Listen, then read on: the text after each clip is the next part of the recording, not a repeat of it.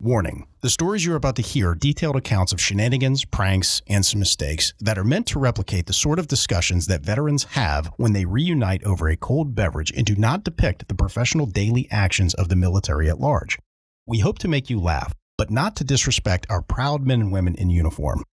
Listener discretion is advised.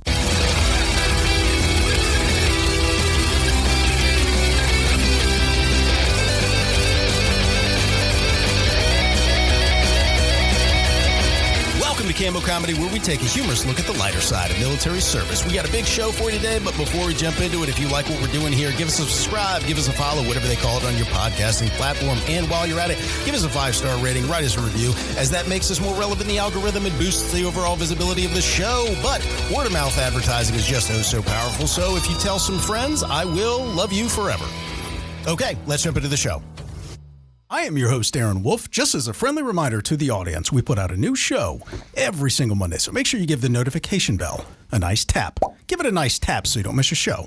Also, we are doing laughter therapy on the show. We got a lot of military members who struggle with everyday life after service, and we're just here to share a laugh and remember the good times. Joining me today is the man who proposed to the masseuse at the Rub and Tug by placing an engagement ring on his dong.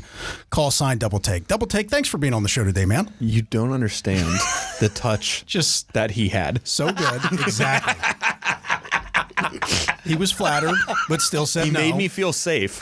Oh, it's a small ring. It was like feeling safe and scared at the same time. Oh, man. Oh, nice. Also joining us today is the man who only dates women he met at the gas station, special guest Murph. Murph, thanks for being on the show today, man. What, are you not a fan of teeth? Oh my goodness, great! I'm in trouble. You got me into trouble now. Well, yeah, you gotta have interesting people, like to smoke, have a good time, that kind of thing. Lot lizards only. I did not say that. You did. Could be anybody at the gas station. That's what you said. Also joining us today is the man whose beehole looks like you snuck a firecracker into an Arby's Big Montana with extra horsey sauce. Call sign Cheeks. Cheeks, thanks for being on the show today, man. That's quite a visual. Follow all that? Yeah, that's courtesy of the United States Army and Air Force. It happens. A lot of years in, you get blown out. It happens. So I've got our first story. Let me pause you. You failed to say spread cheeks. Oh, you're right. How dare you, sir? I'm sorry. Remember, folks, together. when you're out there, make sure you spread some cheeks and not hate. Especially when you got a Big Montana. So, but we had a drill sergeant, and like we're at the little reception area. He's a huge, giant dude, and he's giving us this big motivational speech. Everybody else is getting screamed and yelled at, and we're kind of like in a little gaggle formation. And he's giving us this big motivation. All right, man, we're gonna get down there. We're gonna train. We're gonna do this. Blah blah blah blah. It was super motivating. We're like, all right, this is gonna be a good cycle, right? So we pack onto the bus and. Half of your ass cheek is on one seat because you're next to another dude who's got a rucksack, a duffel bag, and like 3 other bags with him, right? Right.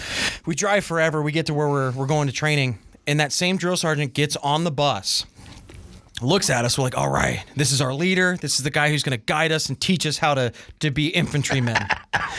And he looks at us and goes, you have 30 seconds to get off of my fucking bus, and you have used 20, 10, 9, 8. Everybody tries to stand up at the same time, and we all just collapse into like the 2 inches of space we have in the aisleway, right? It's like the Three Stooges when they're all trying to fit through the same door at once. The other thing to note is how big this dude is. He's wide, and he's standing in the aisleway, and people are trying to get past him, and he's just pushing them. he's just knocking all these trainees down, like, don't you fucking touch me. So people are crawling over the seats, diving out this. Gosh, this was a setup. So Private Cheeks in the very, very last seat of the bus is like, I'm not making it out of here on time. I turn, and I look at the emergency exit. No, you didn't. So Private Cheeks pops the emergency exit, throws, all the alarms start going off, obviously, when you pop, like, bam, bam, bam. I jump, who the fuck did that? Who's going out the emergency exit? I grabbed all my shit as fast as I could, and I ran up this hill to a sea of people to try to hide. But I got off in 30 seconds. Did he find out it was you? 10 seconds, actually. Not until he listens to this. That's retroactive, you know. Retroactive push-ups. Discipline, yeah. Give me 20. Yeah. Come back and make you do push-ups. Oh, Poor kid. oh man. Oh, man. I love that story, though. Wow. Yeah, Nice. but a lesson learned. A lesson learned. Sometimes you have to learn the hard way, I guess. Oh. Nice. All right, I guess I got the next one. What you got, Murph? Well, yeah, again, we're going back to let's see, this would be about 1971. Okay. So yes, the 1900s, the last century. Gee whiz, we're looking at 50 plus years, aren't we? Wow. I hate to think that, man. But anyway, it was time to go overseas. Got my orders. All right. Didn't know where the hell I was going. They had all this kind of alphabet soup down, and I thought, this stuff is worse than my last name. I mean, that's That's why you're Murph.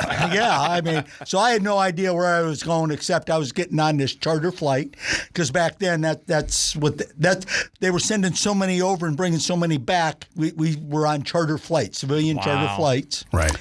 So we got on a plane at Oakland and started heading west. And we were told we were going to west till we got east. And That's really far west. Yeah. that's right. So our first stop was Hawaii. Oh, nice. So I got to go to Hawaii. We landed there. And you they didn't were try to- refueling. They allowed us off the plane into the airport, and they had MPs there that kept us contained. So nobody course they got did. lost in Hawaii. They're like, you're not no. fucking leaving. No, we were watched very closely. So Dangerous business. we saw a palm tree or two in the lobby. But Looking out the window at Hawaii. Just a picture of one on the wall. Yeah, there you are. Yeah. So that we got back on the plane and we're airborne again. And so one nice thing about a charter flight was they were showing movies. Okay.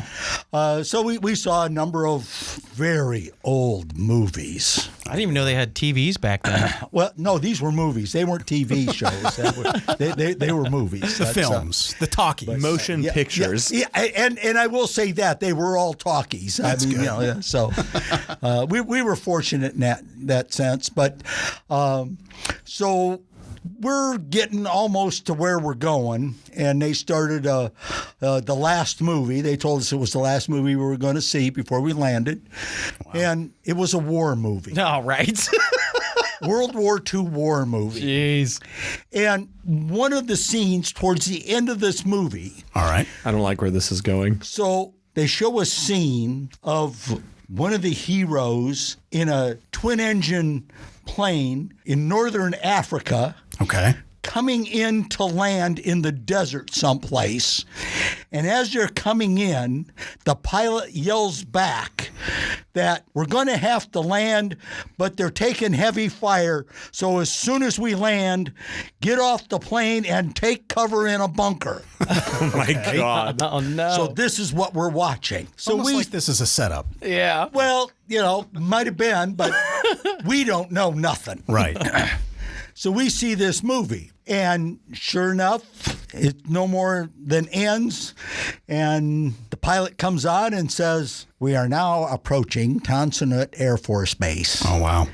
We will be coming in to land shortly." Oh, no. Don't say it. Don't say it. Don't say it. He continues to say, "Should the airbase be under fire, Oh, God.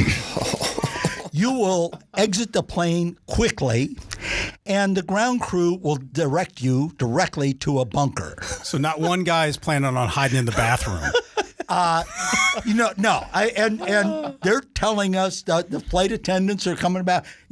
Okay, as soon as the door opens, you Run. move fast. Right. So we're all expecting all hell to break loose. Yeah. I mean, yeah. none of us have been in war before. No. So we're expecting what we saw on the movie. Yeah. So we come in, land. I mean, people are unbuckling their seatbelts before all the wheels are down.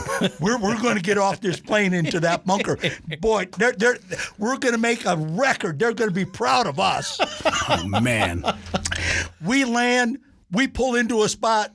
The door pops open, and down the stairs we go to a ground crew that's got their thumb up their ass and a finger in their nose. They have, hey, go over here. Just what's the big hurry? You got They're a just whole hanging year out. here. What's the matter with you guys? Yeah. So that was my welcome to Vietnam. Get off the plane! We have to run! man. They got you guys all charged up for Oh, God. All right, so for the next story, we're going to go into the archives of characters for Cammo Comedy. Yes. Pull out one that we've told, I think, quite a few stories about before. Bird person. Yes. This is the guy that they stuffed a bird inside of his bunk, right? Yes, and put a sign on it that said, "Please do not disturb live bird." Fuck yes. Yep. Yeah. That was good. All right, so this is about Bird Person. So Bird Person, he was kind of a bit of a, maybe not OCD, but like a little bit of a germaphobe. He was very particular. Didn't like people touching his stuff or messing with him. That's going to come in real handy when you're in the desert. Yeah, because that's not a problem in close Living proximity with in other the people. combat zone. So it's after hours. It's after training. So some people are off at the gym. Some people are off getting chow, just kind of doing whatever. It's your free time. And so 3 or 4 of the guys that are in Bird Person's rotation are hanging out in his room. Bird Person's not there. And one of the guys, we'll call him Doug. What's up, Doug? Doug is like, hey, you know what'd be really fucking funny? Let's mess with Bird Person while he's gone. Sounds like this was a trend. Everybody liked to fuck with Bird Person for some reason. It's like if you don't like getting fucked with, you get fucked with more. It's exactly how that works out. So Doug turns to another individual. We'll call him Chris. So Doug turns to Chris and he's like, hey, dude, I'm going to take my pants off and I'm going to pose teabagging his pillow. And I want you to take a picture of it. See, that's always the worst idea you can do, is taking a picture of your shenanigans. Yeah, never document your tomfoolery or transgressions, but in this case they did. Why does everybody think it's funny to take pictures of balls? Well, it actually wasn't technically a picture of balls. It was more of a picture of butt. So I'll get there. All right, so Doug takes his pants off. He's still wearing his shoes. He still is wearing his shirt. He's, if referring back to our last episode, Doug is now top loading. It wasn't his day off. Or poo bearing it. Yes. And so he gets up on Bird Person's bed and crouches down like he's doing a squat. And is just ever so lightly dangling his junk so it's brushing over his pillow. Oh my God. And That's a party foul. And he's facing towards the wall away from the room. So his back or his ass is to Chris. And he looks back over his shoulder with this big grin and goes, cheese. And Chris takes the photo. Get out of here. So This gargoyle of a man. yes, we've used that term on the show too. He gargoyled over Bird Person's pillow. God. So he gets redressed, gets everything back on. I don't know, maybe 30 minutes later, Bird Person comes back from chow or the gym, wherever he was. So they don't say anything. So they're just hanging out. They wait until Bird Person gets nice and comfortable. He's laying down on his bed. He's got like not his head on the pillow, but he's leaning with like his hand propping up his head on the pillow. And He lays down. God, this pillow is so comfortable. why does it smell like so good? cheese? It's still warm. So in fashion with a bunch of military guys hanging out, they start telling stories and they start shit talking. So they wait for Bird Person to make some sort of jab or tease at Doug. And when he does that, Doug goes, hey man, you better watch out or I'll teabag your pillow. And of course Bird Person's like, I will beat the shit out of you if you do that. Not funny. Don't go near my shit. Fuck you, dude. And so they're laughing. And as Bird Person's kind of putting out this threat to Doug, his phone goes, oh no. He said it. So he looks down at his phone. While he's laying on the bed? While he's laying on the bed to see the photo of Doug teabagging, gargoyling his pillow. Oh, wow. And you just see the smirk on his face slowly droop into a frown. You already got me. And just became flush, just white as a ghost. Oh no. And didn't know what to say. Just looks up at Doug and goes, I swear to God, dude. So he gets up, disgusted, and he had to Immediately go burns his bed. He changed out all the linens. He had to go down the hall to like the building custodian or the closet and get a fresh set of sheets from them. Oh man. I'm curious about that conversation real quick. Could you imagine Bird Person going and be like, excuse me, I have to change out my sheets. There was a foreign set of nutsack on my bed. I'm pretty confident he probably made something up Which, because you by the wouldn't want way, to admit that. The other thing is too, though, I'm sure this would not be the first time the laundry people heard that story. They're like, yeah, we get it. Here you go. You guys. That's probably also true. They're like, yeah, that checks out. We got a whole set right here for this exact scenario. Sorry about that. So he changed out the linens. He had to. There was no way he was sleeping that night on that stuff. Oh, man. Everybody had a great laugh about it. And these guys were all Bird friends? Person. Yeah, they're all friends. Nice. It's one of those things where later on, looking back at it, he could laugh about it and it was funny. But in the moment, right. You it was got not me. very amusing to I him. wonder if he ever played the long game and like did the same thing back to Doug and is waiting like 10 years to show him. I'm sure Doug still has anticipation waiting for that retaliation. Nice. All right, so I got the next story. And I have a very special Vietnam story. Just want to say welcome home and thank you for your service. Any of the people out there in the audience who served in Vietnam. So this story takes place in 1971, and we got ourselves a Navy story. So we've got two main characters here. We're going to call them Keith and Octavius. That's a sweet fucking name. What's up, Octavius? Octavius. Sounds like a Roman general. I like it. Exactly. So He's probably the goof dick of the story, if I had to guess. Yeah, he's the fuck up. So check this out. It's important to note the differences between Keith and Octavius because that's going to come into play here later. Now, Keith, I love you, but we'll just say that Keith is a scrawny white guy. He's about like 5'6", 5'7", maybe 150 pounds soaking wet at this point in time, right? Now, Octavius, on the other hand, is about 6'5", 255-pound jacked black guy. And this guy is a boxer in the Navy. He was known for sparring a guy by the name of Archie Moore, who, if those in the audience who might not be familiar with him, he was a big name in the boxing community back in the 60s, 70s, that kind of thing. So give him a search. So it's really saying something that Octavius used to spar with that guy, right? Now, also important to note that Octavius is what they call a boatswain mate, right? So what that is somebody that is in charge of like ship maintenance. They have a lot of different duties, right? So these guys are out to sea and they're in the area surrounding Vietnam, and their ship gets tasked with this very special mission. So apparently what it was is there was a communist country who was very sympathetic to the communist government in Vietnam, and they had this merchant ship. Now, Keith and Octavius's ship was tasked with kind of following and observing this communist merchant ship, right? So their orders were, if this merchant ship started offloading any cargo or anything like that, they were to blow them out of the water. Shit. Oh, shit. Right? So it's Story just took a turn. yeah, it's getting pretty real. So Keith is out on the deck, and he's kind of snapping some pictures at this merchant ship. Then all of a sudden, Keith notices that there's this big splash just right in front of him. Then there's another splash just right in front of him. And it occurs to Keith, oh my God, we're getting shot at. Oh, no. Right? So they call out what they call in Navy general quarters. And that just means everybody to your battle stations, right?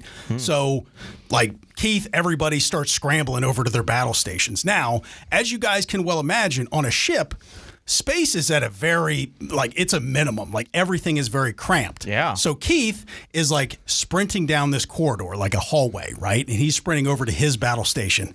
Well, at the opposite side, he sees gigantic Octavius just sprinting down to his battle station and coming right at him. Keith says this is like a fucking locomotive coming straight at him. So he's just kind of like, you know what? The communists are not going to kill me. It's going to be Octavius. So he's like, ah! I envision both of his shoulders touching either side of the hallway. Yeah. It's just like a trash compactor as he flies down the hall. Keith is not fucking with this. He's like, you know what? I'm just going to just jump out of the way here and just let Octavius go about his business. He's like, okay, Good cool. luck. And then now Octavius is going away, and here goes Keith over to his battle station. I Now, was really hoping you're going to tell me as Octavius ran by, he face palmed him. no, he was a cool guy. He wasn't like trying to bully all little Keith over here, right? So Keith's battle station he was actually one of the people that load powder kegs into the big turrets, like the big cannons on the ships, right? So he runs over to his battle station. They're loading up. Keith says, you only heard the first shot out of these big cannons, right? out of these big turrets, right? Because after that, you were fucking deaf. Yeah. You didn't hear anything. So Not service related, your tinnitus isn't. Yeah. Take that one to the VA. Yeah. it didn't matter if they were wearing ear protection or not. You know, it was just like, you're going to be fucking deaf. These things are fucking humongous, right? So he said there was so much adrenaline. They're lifting these big powder kegs, which are heavy, and he says it felt like they were just lifting feathers. Yeah. right? It's the He was just adrenaline for you. throwing them in there, and they're at this for a little while. And Keith thinks to himself, he's like, you know, these commie bastards are probably going to fucking kill me, but I'm going to take as many of these commies as I can with me before I die. So he's Let's just go. like all in it, right? So he's just in the mix. Sometime throughout this engagement, somebody, we don't know who, moved the turret a little bit too close to the bridge, and when it shot, it blew out all of the glass that was on the bridge. Oh my God. Which is not what you want. This is not the thing that you want to have happen. That right? is the fuck up of the year. Yeah. It's like, a little bit too close, a little bit too close. Move that turret a little bit over, guys. Swing it back left, boys. Yeah, we'll try to turn the ship or whatever other ways we have to compensate. We don't need to be blowing glass all over the place. Now, Jeez. we're happy to report that on this ship, they did not lose any sailors. Hell right? yeah. So they're kind of coming out of this after the engagement is over with. And Keith reports that their smokestacks looked like fucking Swiss cheese. Like they took a lot of fucking damage. Damn. There are 4 sailors who took some shrapnel, right? And they're kind of doing their after actions. From and the all this kind of- glass. Well, From the friendly fire. so check this out. Oh, no. So they're going through, they got a supervisor over there, and they're kind of checking some guys out, making sure they're getting medical attention. Nobody was like seriously hurt, but there were some guys that legitimately took some shrapnel from getting shot up and everything, right? So their supervisor's like, hey, you took some shrapnel, all right, you're going to get a Purple Heart. He's going down the line. He comes to the guy that got hit with all the glass, and he was cut up pretty good. And he's just like, hey, sir, am I going to get a Purple Heart? He's like, no, that was our fuck up. We did that, so you don't get a Purple Heart. What the fuck? I got to pause right there. How fucked up is this? I mean, you got freaking shredded by some like flying glass that was like a real engagement, but your supervisor's like, your superior's like, nope, you don't get one because we did that to you. We did that shit. wow. We did this. I feel like it would have been a fair trade-off, and I would have been okay with if that was me. If it's like, yeah, no Purple Heart, but here's 3 days of shore leave. Right. Something like that. So anyway, they're finishing up all this stuff. They got everybody the medical attention, right, that they needed. And several weeks after this engagement, they pull into port in Hong Kong, and they get some shore leave, and then they're going out. One of his friends that got hit with actual shrapnel that was getting a Purple Heart, this had now like healed over, and there was like fresh scar tissue on the shrapnel wound on his leg, right? So this guy elected to go out and get a tattoo of a Purple Heart over that scar tissue. And this guy reports that getting the tattoo hurt way worse than taking the shrapnel. I bet. Oh my God. You know that tattoo's fucked now, too, because you can't get tattoos over fresh scar tissue because they heal. So, you know, yeah. Just looks like an ink smudge. I guess he would just have to accept the Purple Heart medal as like the good commemorative thing. Like, hey Yeah. guys, look what I got. That kind of man. thing. But also, Keith reported to us that he has still got a piece of shrapnel that hit the ship to this day in his house. Oh, That's pretty cool. That's pretty wicked. So glad to hear that nobody got hurt, and this was kind of like a little crazy engagement that they had. Well, But none of our guys got hurt.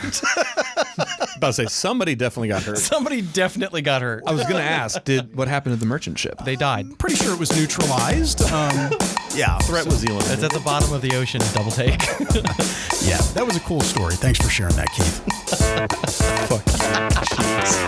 Hey, thanks for checking out the Cammo Comedy Show Podcast. If you like what we're doing here and you want to participate in this community, there are many different ways you can contribute. First and foremost, tell someone about the show. Word of mouth advertising is very powerful, and we really appreciate you helping us out. If you have any funny military stories of your own, or know somebody who does, with their permission, of course, you can contribute those stories via email at stories@cammocomedy.com. That's stories, STORIES, at CAMMOCOMEDY.com. And if you're not too good at the internets, drop us a voicemail at area code 531-222-6146. That's area code 531-222-6146. Yeah, and if you want to interact with us throughout the week, hit me up on my socials, Facebook and Instagram. Just look up !Cheeks. We have a lot of big plans for this show. In building this community to support veterans, we will announce here soon. So stay tuned. All right, I'm going to go enjoy a nice pasta salad with a little mayonnaise later. Okay, first of all, mayonnaise? Why do you always have a problem with the way I talk? There's a way you're supposed to say the word, Aaron. Mayonnaise? That's not it. Panaz. That's not fucking it, Aaron. That's not.